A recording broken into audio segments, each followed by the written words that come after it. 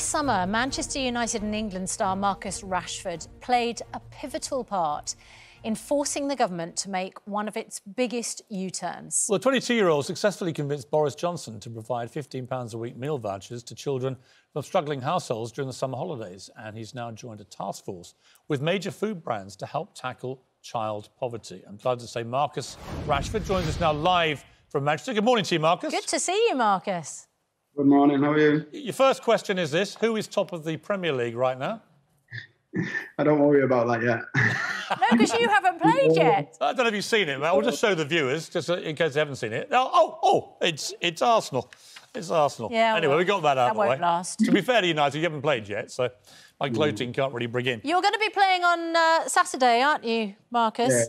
Yeah. Against Palace. Just give them a good stuffing, will it? Against the mighty Palace. Marcus, Unbeaten so far, by the way, this season. Marcus, it's great to have you here. We want to talk about child poverty because you've been such a trailblazer for this year, to your great credit in holding the government to account over meals through the summer for underprivileged kids. You now want to expand this. Tell us what you're doing. Basically, we're just building, we call it a task force, just a number of large brands coming together that all have the same aspirations and goals. So yeah, that's like the next step in what we're trying to do. So yeah, we're taking it one step at a time and just trying to really maximise the help that we can give to these families. You want to expand free school meals so that every child in a household on universal credit gets one. You want to expand holiday help. You want to increase the money spent on Healthy Start vouchers. And this all comes from a very personal place for you, doesn't it, Marcus? I mean, you have experience of growing up in a household where your mum, you've described, going to bed every night crying because she was doing her absolute best to put food on the table for you. Yeah, you know, for me, a lot of the inspiration came from them moments, and that's the reason why it's so personal to me. But also, especially over the last few weeks, I've actually managed to sit down with some of the families that we've helped and some of the families that still need help, and it's just took it that one step further. I believe if people heard their voices like I heard the voices when we was having them conversations, then they'd want to join the task force and make things easier for them themselves. Marcus, for those who've never experienced hunger, who've never gone days, weeks without a proper meal, and regularly feel very hungry because they just don't have enough money in the household to be properly fed, what is that feeling like? For me, it's if you're looking, you know, towards the education side of things, or even if you do sports and stuff, especially if you're young, if you're not eating, you've just got no energy.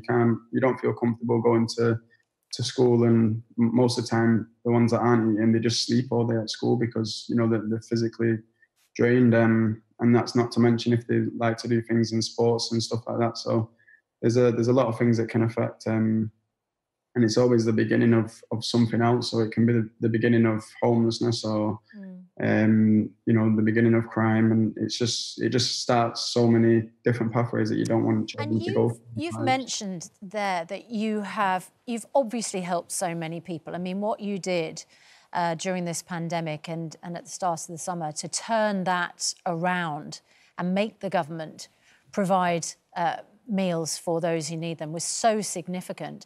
What have those families said to you about what the alternative would have been? Well, they're just very happy, really, and grateful, and they always express the happiness to me. So they were just saying thanks so much, and they actually said that I don't understand how much it's helped them, which is kind of true because my mum never got that help when I was younger. So I'm not sure what the response was going to be. But it was all good stuff, and it just drives me more to help them as much as I can. Marcus, there was a Tory MP called Kevin Hollinrake who decided to tweet, where they can, it's a parent's job to feed their children. You replied, I would urge you to talk to families before tweeting. To this day, I haven't met one parent who hasn't wanted or felt the responsibility to feed their children, which was a great response. But what does it say about the mindset of the people whose job it is to form policy to change these things that they think that way. Yeah, for me, it all comes around the stigma of asking for help, and I've always been brought up, if you need help and somebody else is in a position to help you, you should feel comfortable to ask them. And basically, my response was just trying to reiterate that, and we actually need people to ask for help in order to get them the help that they need. You were concerned, weren't you, that by him tweeting that parents who, of course, want to feed their children, no parent doesn't want and intend to provide for their children, but you were concerned, of course, that parents who find it a struggle to do so would be put off asking for help. Yeah, 100%.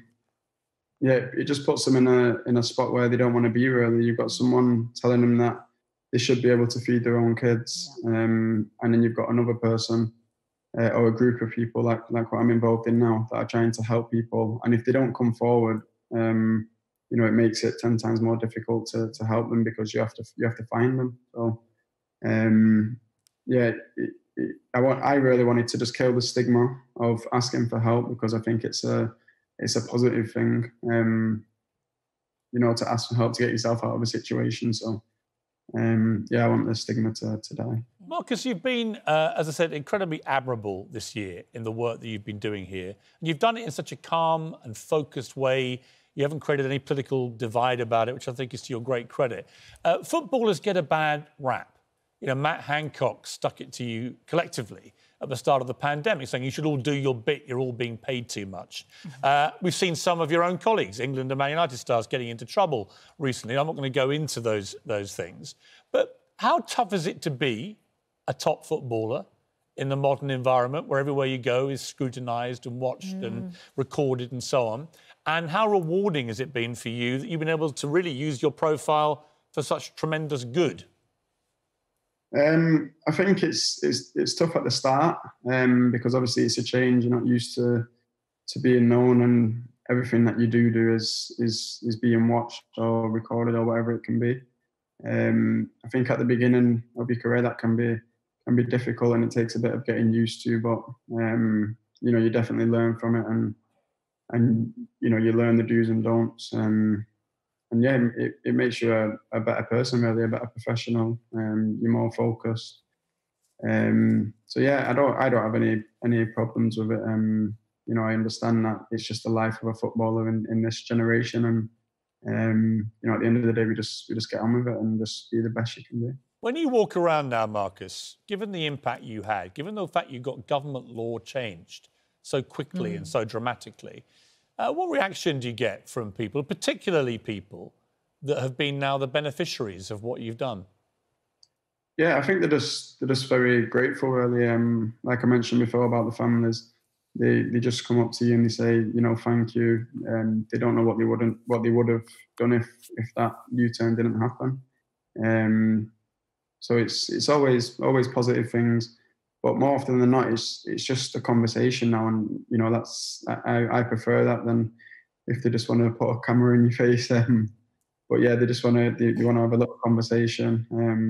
And what I've seen as well is it's a mixture of all different types of people. Sometimes it's older people, younger people, and that's something that's probably changed a little bit. Well, you've done a brilliant job, Marcus. I want you to help me now, because we're two great supreme athletes at the top of our game, both currently suffering ankle problems, very similar ankle problems, inflamed fluid around the ankle and stuff. What should I be doing to get myself back to the peak that I was at before this? Just you need a nice little rest. I think that may be the problem. You need a little rest, just a bit of ice, and then you'll be good to go. Bit of rest and a bit of ice. If only it were that simple at my age, Marcus. It probably is at your age. Listen, really grateful to you, Marcus, for coming on. You've done an amazing We are thing. enormously admiring of what you've achieved. I don't want to patronise you, but for a 22-year-old young footballer to have had the impact you've had on such a crucial issue as child poverty is a remarkable thing, and you should be very proud of yourself. And your mum, who I'm sure is watching, Melanie, she should be very proud of you too, which I know she is. Yeah. But thank you for joining us, and keep up the great work. No problem. Thank you very much. It's good to see you. And Stuff Palace on Saturday. No. Thank Do you. my best. And then lose 8-0 when Aubameyang comes hunting for you at Old Trafford. There's a proper striker for you. Good to talk to you, Marcus. All the best, mate. All right, bye-bye. Nice to see you. Impressive young man, isn't he? So 22 years impressive. old. I've got kids older than him. Very impressive. Really is.